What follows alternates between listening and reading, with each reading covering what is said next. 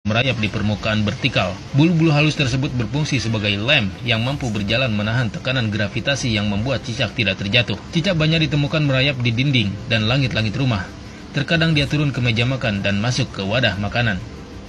Terlihat menjijikan bagi banyak orang. Ternyata cicak memiliki bahaya yang tidak boleh diremehkan. Tahi atau kotoran cicak terkandung bakteri salmonella yang bila masuk ke tubuh manusia bisa menyebabkan demam, diare, dan kejang pada bagian perut. Bisa kita bayangkan saat cicak buang kotoran dari langit-langit rumah lalu jatuh ke lantai, baju atau badan kita, atau jatuh ke makanan, tentu sangat bahaya. Di situs Dokter Sehat dijelaskan salah satu jenis bakteri yang ditemui di dalam tubuh cicak adalah Escherichia coli atau E. coli. Bakteri E. coli dikenal luas sebagai salah satu penyebab utama sakit perut atau gangguan pencernaan lainnya. Karena alasan inilah, ada baiknya kita memastikan bahwa lauk atau makanan yang akan kita konsumsi ditutup dengan tudung saji dengan rapat sehingga tidak akan mudah dimasuki oleh cicak. Hendaknya, sendok nasi juga sebaiknya tidak diletakkan dengan sembarangan agar tidak mudah disentuh oleh cicak sehingga tidak akan mudah terkontaminasi bakteri E. coli yang berbahaya. Sejumlah ulama menerangkan bahwa cicak memiliki racun cukup berbahaya, lebih-lebih jika dia menjelati makanan dan minuman, lalu memuntahkan racunnya padanya. Maka cicak disifati sebagai hewan perusak makanan dan menimbulkan bahaya. Karenanya, cicak disifati sebagai binatang pengganggu dan berbahaya seperti tikus, ular, dan kalajengking. Cicak masuk pada ujian madarat di samping ujian keimanan. Ya, ada madarat. Bukankah ketika cicak datang menandakan bahwa banyak kotoran yang ada di situ? Ada bakteri E. coli yang dia bawa, ada kotoran-kotoran yang ada di sekitarnya. Yang dimakannya pun yang kotor juga. Apa makanan cicak?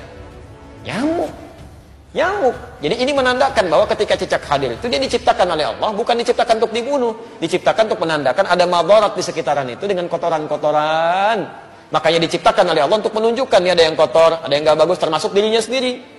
Maka Nabi menyampaikan riwayat Sa'ad bin Abi Waqqas, ya, qala anna Nabiy sallallahu alaihi wasallam, bahwa Nabi sallallahu alaihi wasallam amara qatlal waza', memerintahkan untuk membunuh cicak. Membunuh cicak dan ada pahala di situ. Bunuhnya cicak itu seperti kita membunuh nyamuk untuk menunjukkan ada kotoran-kotoran di situ yang hikmahnya harus kita jauhkan.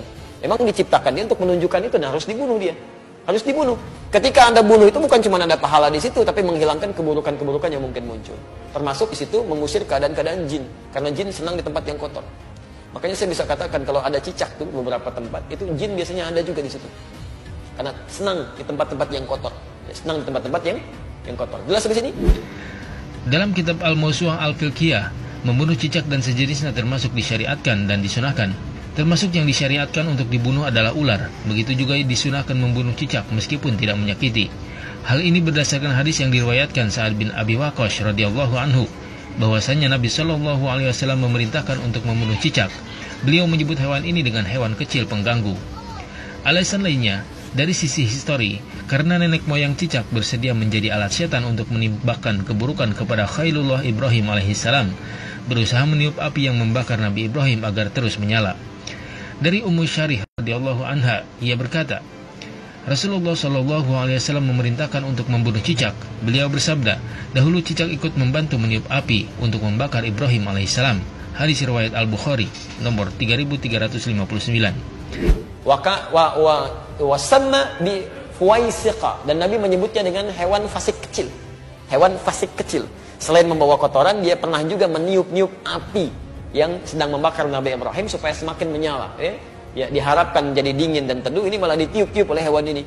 Makanya ketika Anda membunuhnya, bukan cuma menghilangkan kotoran, tapi plus ada pahala di situ. Pahalanya di situ dengan sekali pukul ada 100 kebaikan, ya kan? Berdasarkan hadis riwayat Al-Bukhari dari Ummu Syuraik, nomor hadis 3359. Dan terbunuhnya cicak itu menghadirkan bagusnya kebaikan-kebaikan dengan menghilangkan kotoran yang ada di dalamnya. Jelas di sini? Cicak salah berpihak sehingga menyebabkan dirinya mendapat predikat buruk.